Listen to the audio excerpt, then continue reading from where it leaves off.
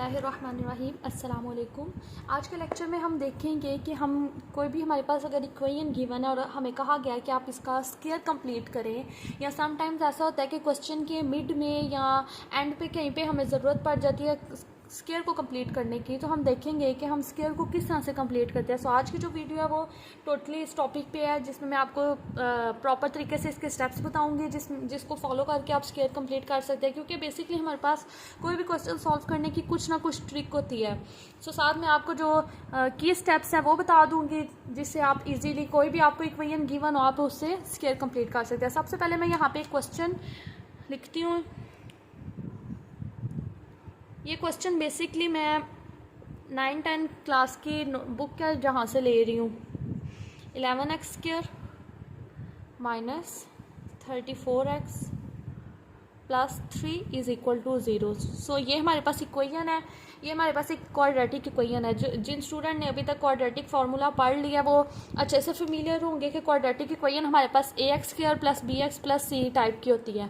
सो इसका हमें कहा गया है कि आप इसको क्या करें, कंप्लीटिंग स्क्वायर से करें। ऑल्दो ये क्वेश्चन हम क्वाड्रेटिक इक्वेशन से कर सकते हैं, लेकिन जब हमें रिस्ट्रिक्ट कर दिया जाए, ऊपर आपको गिवन हो जाए कि आपने इससे करना है, स्क्वायर कंप्लीट से करना है, तो फिर आपने उसको स्क्वायर कंप्लीट से ही करना है। सो हमारे पास जो फर्स्ट स्टेप होगा, I would like to note down here, जो हमारे पास फर्स्ट स्टेप होगा वो क्या होगा, कोफिशिएंट ऑफ x², या फिर आप कह ले हाईएस्ट पावर, ठीक है, क्योंकि ये भी पॉसिबिलिटी है कि हमारे पास जो क्वेश्चन है उसकी पावर माइट भी उसकी पावर 4 हो। कोफिशिएंट ऑफ x² या हाईएस्ट पावर के जो कोफिशिएंट होगा वो क्या होगा, must be equal to 1, must be 1, ठीक है। सो आप ये क्वेश्चन देख रहे हैं, यहाँ पे तो हमारे पास ऐसा कुछ भी नहीं है। हमारे पास यहाँ पे जो x² हाईएस्ट है, इसका जो कोफिशिएंट है वो 11 है। सो हमें ये 1 चाहिए, तो हम क्या करते हैं, पूरी इक्वेशन को डिवाइड कर देते हैं, डिवाइड बाय 11 से जब हम डिवाइड करेंगे तो हमारे पास आएगा 11x² by 11 minus 34 by 11 x plus 3 by 11 is equal to 0। ये वाला 11 कैंसिल हो गया, जो हमारे पास कैंसिलेशन के बाद जो इक्वेशन है वो है minus 34 by 11 x plus 3 by 11 is equal to 0। यहाँ तक हमने अपना फर्स्ट स्टेप परफॉर्म कर लिया अच्छे से। Now we will move to the next step. So जो हमारा नेक्स्ट स्टेप होगा वो हमारे पास होगा कि हम लोगों ने कांस्टेंट टर्म को राइट साइड पे लेके जाना है। आप देख रहे हैं कि यहाँ पे हमारे पास वेरिएबल अपीयर हो रहा है x², ठीक है, x है, इसके पास x² है। सो ये जो दो टर्म्स हैं इनके साथ वेरिएबल आ रहा है। ये जो टर्म है हमारे पास लास्ट वन, ये हमारे पास कांस्टेंट टर्म है, ठीक है, इसके साथ कोई वेरिएबल अपीयर नहीं हो रहा। इट मीन्स कि ये कौन सी टर्म है, कांस्टेंट टर्म है। सेकेंड स्टेप हमारे पास क्या होगा, सेकेंड स्टेप होगा शिफ्ट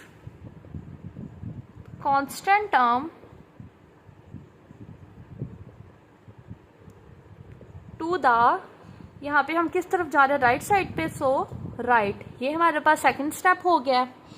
इसको परफॉर्म कर लेते हैं।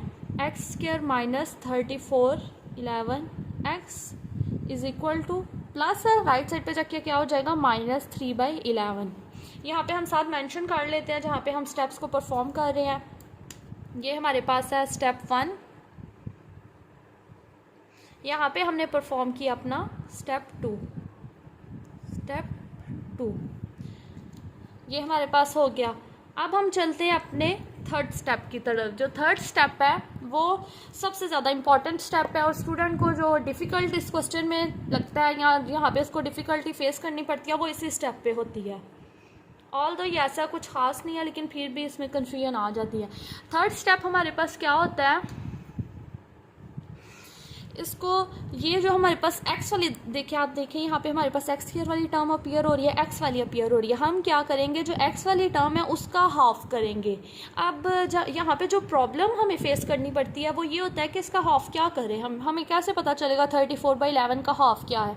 इसके मैं आपको एक सिंपल एग्जाम्पल देती हूँ। लेट अस सपोज अगर आपको कहा जाए 4 का हाफ करें, तो सारे स्टूडेंट जल्दी से बता देंगे 4 का हाफ क्या है, 2। हमें कैसे पता चला 4 का हाफ 2 है, हमने बेसिकली जो इसके लिए प्रोसेस फॉलो किया वो ये किया, हमने 4 को डिवाइड किया है 2 के साथ, ठीक है। जब 4 को 2 के साथ डिवाइड किया कटिंग करके तो हमारे पास जो आंसर आया वो 2 आ गया। इसी तरह अगर हमें कहा जाए 5 का हाफ करें तो 5 का हाफ करने के लिए आप क्या करें, सिंपली 2 के साथ डिवाइड कर दें। सो यहाँ पे भी हमने यही करना है कि जो x का कॉफिशेंट होगा उसका हाफ किया करना है, उसका हाफ करेंगे। पहले मैं आपको बताती हूँ, हम एक्स स्क्वायर माइनस 34/11 एक्स, इसको तो आप एज इट इज़ रहने दें, ठीक है, इसको एज इट इज़ रहने दें।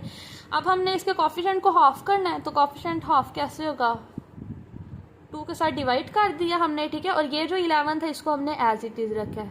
कॉफिशेंट हाफ करें, फिर उसका क्या ले लें, स्क्वायर ले लें, और इसको दोनों तरफ क्या कर दे, ऐड कर दे। इस लेफ्ट साइड पे भी ऐड करें, सेम इसी टर्म को हम क्या करें, राइट साइड पे भी ऐड कर दें। सो यहाँ पे जो कंप्लीटिंग स्क्वायर रूट का प्रोसेस है वो फिनिश हो जाता है। आगे जो हमारे पास फिर आगे क्वेश्चन आता है उसमें हमने बेसिकली सोल्यूशन फाइंड करना होता है। सो चले हम सोल्यूशन भी फाइंड कर लेते हैं। X square minus 34/11 x plus, यहाँ पे आप इसको अगर कैंसिलेशन कर लें, आई थिंक ये बेटर रहेगा, तो ये हमारे पास आ जाएगा 17/11 square which is equal to 17/11 whole square. ये जो हमारे पास है ये हमारे पास फॉर्मूला बन गया a plus b whole square is equal to this one. Clear, यहाँ तक हमने सॉल्व कर लिया। सॉरी यहाँ पे प्लस नहीं आता बिकॉज यहाँ पे माइनस अपीयर हो रहा है, ठीक है। सो उसके अकॉर्डिंग हम फार्मूला यूज़ करेंगे। यहाँ पे हमारे पास माइनस हो गया। अब हम क्या करते हैं, अगर हम दोनों तरफ अंडर रूट ले लें, ये कैंसिल हो जाएगा, ये भी हमारे पास टर्म कैंसिल हो जाएगी। राइट साइड पे जब हमने अंडर रूट लेना है, यहाँ पे क्या होगा, I think something is missing, yes, यहाँ पे हम इस टर्म को इग्नोर कर गए हैं, ठीक है। इस टर्म को आपने इग्नोर नहीं करना, ये टर्म साथ साथ हमने लिखनी है। -3/11 -3/11, ओके। सो ये स्टेप, अच्छा यहाँ पे हम थ्रू आउट 2-3 स्टेप में इस टर्म को मिस कर रहे थे, इसको आपने ध्यान से करना है। एक्स स्क्वायर, अच्छा यहाँ पे तो फार्मूला बन गया ना, ये लेफ्ट साइड को हम पहले फिनिश करते हैं। -17/11 होल स्क्वायर। राइट साइड पे हम देखें इसका हम कर रहे हैं 17 का, अगर आप कैलकुलेटर के हेल्प से आप स्क्वायर ले ले तो वो आ जाता है 289, और 11 का ले ले तो 121 -3/11। अब इसको एज इट इज़ रहने दें, इस साइड को हम सॉल्व करते हैं। हम इसका एलसीएम लेते हैं 11 और 121 का। सो अल्टीमेटली सारा सॉल्व करने के बाद हमारे पास जो आंसर आ जाएगा वो है 121 एंड 256। अब हम लोग क्या करते हैं, दोनों तरफ अंडर रूट ले लेते हैं। आपने याद रखना है जब यहाँ पे हमने अंडर रूट लेना है तो यहाँ पे प्लस माइनस आएगा। जैसे ये यहाँ पे अंडर रूट ले लिया, यहाँ पे प्लस माइनस अंडर रूट, ये तो एज कैंसिल हो गया। 17/11 विच इज़ इक्वल टू, यहाँ पे आपके पास जो बेस्ट मेथड है वो यही है कि आप एलसीएम ले लें। जब हम एलसीएम लेंगे नीचे तो हमें क्लियर पता चल रहा है कि 11 का स्क्वायर बन रहा है और ऊपर हमारे पास 16 का स्क्वायर बन रहा है, ठीक है। अब हमने इसको सॉल्व करना है। x -17/11 is equal to 16/11। एक सोल्यूशन ये है और एक हमारे पास है x -17/11 इज इक्वल टू -16/11। जब हम इस सारे को सॉल्व करेंगे तो हमारे पास अल्टीमेटली जो x की वैल्यू आएंगी वो है 3 एंड 11। इसको मैं ज़्यादा डिटेल में इसलिए सॉल्व नहीं करवा रही क्योंकि बेसिकली आज का जो लेक्चर था वो इस पे था कि आपको पता चले स्क्वायर को हम कंप्लीट कैसे करते हैं, ठीक है।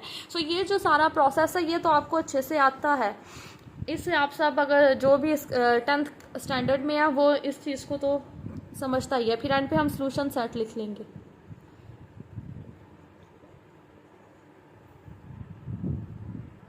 लेक्चर के एंड पे मैं एक दफ़ा फिर से रिकॉल करती हूँ कि हमारे पास बेसिकली स्टेप क्या थे। सबसे पहला हमारे पास जो स्टेप है, इनिशियल स्टेप है, उसको आपने हमेशा याद रखना है। यहाँ पे भी मिस्टेक हो जाती है, ठीक है। ये 2 स्टेप ऐसे हैं जहाँ पे मिस्टेक के चांसेस बहुत ज़्यादा होते हैं। यहाँ पे आपने क्या करना है कि जो भी एक्स स्क्वायर का कॉफिशेंट होगा उसको हमेशा 1 होना चाहिए, ठीक है, जैसे इस स्टेप में हमने कर दिया। अगर 1 नहीं है तो यहाँ पर जो भी टर्म है नेगेटिव साइन के साथ है तो नेगेटिव साइन के साथ डिवाइड करें, अगर वैसे है तो आप इसको क्या कर दें, डिवाइड कर दें। देन जो सेकेंड स्टेप है मतलब ये वैसे कंपलसरी नहीं है स्टेप, ठीक है। अगर आप इस टर्म को राइट साइड पे नहीं भी लेके जाते देन आपका क्वेश्चन सॉल्व हो जाएगा, क्योंकि आपको ये स्टेप करने के बाद फिर इसको राइट साइड पे फिर आगे जाके लेके जाना पड़ेगा। वो स्टूडेंट में खुद अंडरस्टूड होता है कि आप इसको लेके जाना है, लेकिन अगर आप नहीं भी अभी इस स्टेप में लेके जा रहे तो इसमें कोई खास बात नहीं है। अगर हम थर्ड स्टेप की बात करें तो मोस्ट इंपॉर्टेंट स्टेप, इस स्टेप में आपने इस टर्म को कभी मेरी तरह जिस तरह मैंने बाय मिस्टेक इसको निगलेक्ट कर दिया आपने नहीं करना। आपने इसका भी खास ख्याल रखना है कि इसको साथ साथ लिखते जाएं।